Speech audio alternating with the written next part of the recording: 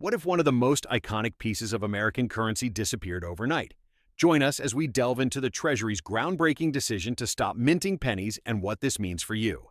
In a historic move, the US Treasury Department has announced the end of penny production, marking the closure of a chapter that began over 2 centuries ago. This decision, prompted by rising production costs and economic inefficiency, raises many questions. From its impact on daily transactions to implications for collectors and the broader economy, we're here to break down everything you need to know about the fate of the penny. In this video, we'll explore the financial savings anticipated from halting penny production and how this decision aligns with other global trends. We'll discuss the potential shifts in pricing strategies for businesses and consider the future of cash transactions in a world increasingly gravitating towards digital payments. Whether you're a consumer, a collector, or just curious about economic changes, stay tuned for valuable insights. In a historic decision, the US Treasury Department has confirmed the end of the penny. The 1-cent coin, which has been in circulation for over 2 centuries, will no longer be produced starting next year. This move follows President Donald Trump's directive to the Treasury Department in February to stop minting the coins, describing them as wasteful. The debate over the penny's durability has been long-standing, with critics arguing that the cost of production outweighs its utility. The final order for penny blanks was placed recently, and the United States Mint will continue production until the existing inventory is exhausted. This decision is set to generate significant savings for the government, with the Mint estimating an annual reduction of $56 million in material costs. However, the transition to a penny-free economy raises several questions about pricing and consumer impact, as businesses may need to round prices to the nearest 5 cents following the absence of pennies. Despite the phasing out of the penny, the potential for these coins to become collector's items is slim.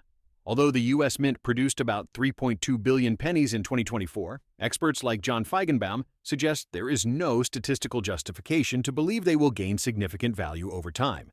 Instances from the past, like the bicentennial quarter, illustrate similar patterns where initial hoarding did not translate into increased worth. Instead, the end of the penny might stimulate interest in collecting older Lincoln pennies, which date back to 1909, providing an engaging entry for new collectors.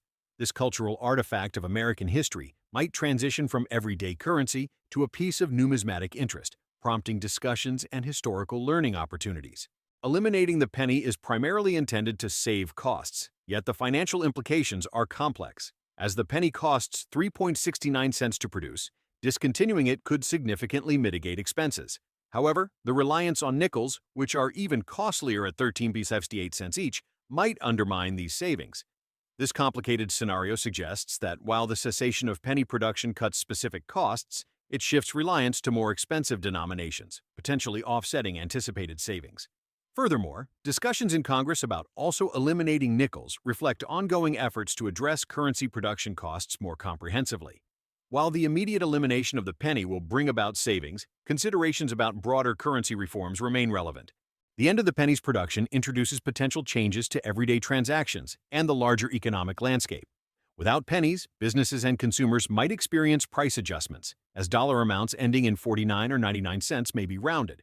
While merchants can maintain current pricing for those paying with credit cards, cash-reliant patrons may see prices rounded to the nearest nickel. This adjustment could disproportionately impact cash-dependent individuals, often those in lower income brackets. Additionally, the removal of low-denomination coins has mixed impacts internationally, observed in countries like Canada and Australia. The shift underscores a growing trend towards cashless transactions, emphasizing the need for digital payment systems accessible to all income levels. However, this reliance on electronic payment systems can be risky in emergencies where physical currency is crucial. Today, we covered the U.S. Treasury's decision to stop producing pennies and the various factors driving this change. We examined the historical significance of the penny, the economic rationale behind its discontinuation, and the potential consequences for consumers and businesses. As the world moves towards a more digital economy, this decision marks a significant shift in how we handle money and view currency. What are your thoughts on the end of the penny? Do you think it's a step towards economic efficiency, or does it signal the loss of a cultural icon? Let us know in the comments below, and don't forget to subscribe for more insights into the evolving world of finance and currency.